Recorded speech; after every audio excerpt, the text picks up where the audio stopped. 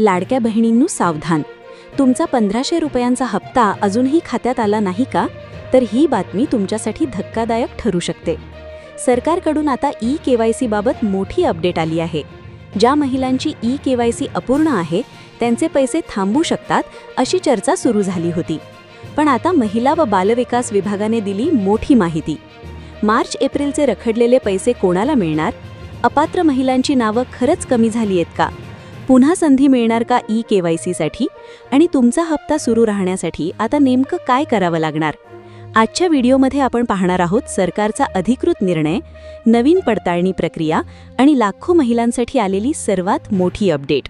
म्हणून व्हिडिओ शेवटपर्यंत नक्की बघा, कारण एक छोटी चूक तुमचे पुढचे हप्ते थांबवू शकते. ई-केवायसी संदर्भात मोठी दिलासादायक बातमी. बहिणो, सर्वात आधी बोलूया ई-केवायसी बद्दल. गेल्या वर्षी ऑगस्ट महिन्यापासून ई-केवायसी प्रक्रिया सुरू झाली होती आणि 31 डिसेंबर ही त्याची शेवटची तारीख होती. पण अजूनही राज्यातील हजारो लाडक्या बहिणींची ई-केवायसी प्रक्रिया अपूर्ण आहे, ज्यामुळे त्यांचे हप्ते रखडले आहेत. पण आता सरकारने यावर एक मोठा निर्णय घेतला आहे. ज्या महिला तांत्रिक अडचणींमुळे ऑनलाईन ई-केवायसी करू शकलेल्या नाहीत, त्यांना आता घाबरण्याची गरज नाही. अशा महिलांना आता आपल्या जिल्ह्यातील जिल्हा महिला विकास विभागामध्ये जाऊन आपली कागदपत्रे आणि ई-केवायसी प्रत्यक्ष म्हणजे फिजिकली सादर करता येणार आहे. यासाठी प्रशासनाने स्थानिक पातळीवर अंगणवाडी सेविका, मदतनीस आणि महसूल विभागाच्या अधिकाऱ्यांना देखील मदतीसाठी सज्ज केले आहे. ई-केवायसी का गरजेचे आहे आणि त्याचा फायदा काय? आता तुमच्या मनात प्रश्न असेल की ही ई-केवायसी प्रक्रिया एवढी कडक का केली जात आहे? तर महिला व बालविकास मंत्री अदिती तटकरे यांनी दिलेल्या माहितीनुसार महाडीबीटी पोर्टलवरील जवळपास 91 सरकारी योजनांसाठी ई-केवायसी ही एक रूटीन प्रक्रिया आहे. याचा सर्वात मोठा फायदा महिलांनाच होणार आहे. एकदा का तुमचे ई-केवायसी पूर्ण झाले की तुम्हाला नियमितपणे दर महिन्याला 1500 रुपये मिळतील. बऱ्याच महिलांच्या तक्रारी होत्या की एका महिन्याचे पैसे आले पण दुसऱ्या किंवा तिसऱ्या महिन्याचे पैसे अडकले. ई-केवायसी पूर्ण झाल्यावर हा गोंधळ कायमचा मिटणार आहे आणि पैशांचे वाटप अतिशय सुलभ होणार आहे. तसेच भविष्यात सरकारच्या इतर नवीन योजना आल्यास तुम्हाला पुन्हा वेगळी कागदपत्रे देण्याची गरज पडणार नाही. डेटा इंटिग्रेशन आणि बोगस लाभार्थ्यांवर कारवाई. आता वळूयात दुसऱ्या महत्त्वाच्या मुद्द्याकडे.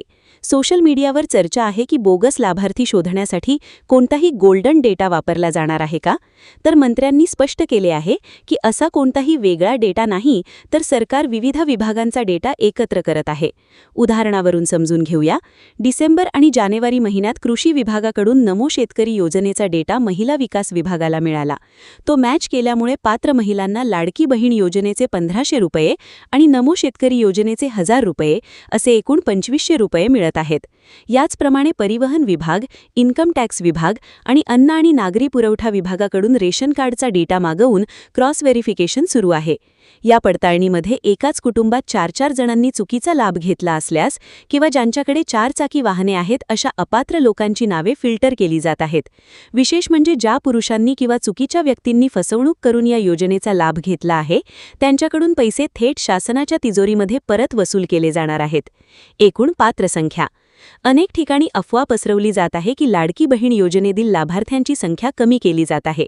पण सरकारने हे स्पष्ट केले आहे की सुरुवातीला 2,63,00,000 हे फक्त रजिस्ट्रेशन म्हणजे नोंदणी होते. स्क्रुटिनी आणि पडताळणीनंतर सध्या राज्यात 2,30,00,000पेक्षा जास्त पात्र बहिणींना या योजनेचा सुरक्षित लाभ मिळत आहे. मार्च आणि एप्रिल महिन्याचा हप्ता वाटप देखील वेगाने सुरू आहे. त्यामुळे कोणत्याही अफवांवर विश्वास ठेवून संभ्रमात पडू नका. महायुती सरकारची ही अत्यंत लोकप्रिय योजना अशीच सुरू राहणार आहे आणि कोणत्याही पात्र महिलेवर अन्याय होणार नाही अशी ग्वाही सरकारने दिली आहे. फक्त ज्यांचे ई-केवायसी बाकी आहे त्यांनी पुढील 2 ते 3 महिन्यात ती प्रक्रिया पूर्ण करून घ्यावी. बहिणो, तुम्हाला तुमचे मार्च-एप्रिलचे पैसे मिळाले की नाही आम्हाला कमेंट करून नक्की सांगा. आणि अशीच खरी आणि थेट माहिती मिळवण्यासाठी आपल्या चॅनलला आत्ताच सबस्क्राईब करा आणि बेल आयकॉन दाबायला विसरू नका. धन्यवाद. जय हिंद, जय महाराष्ट्र.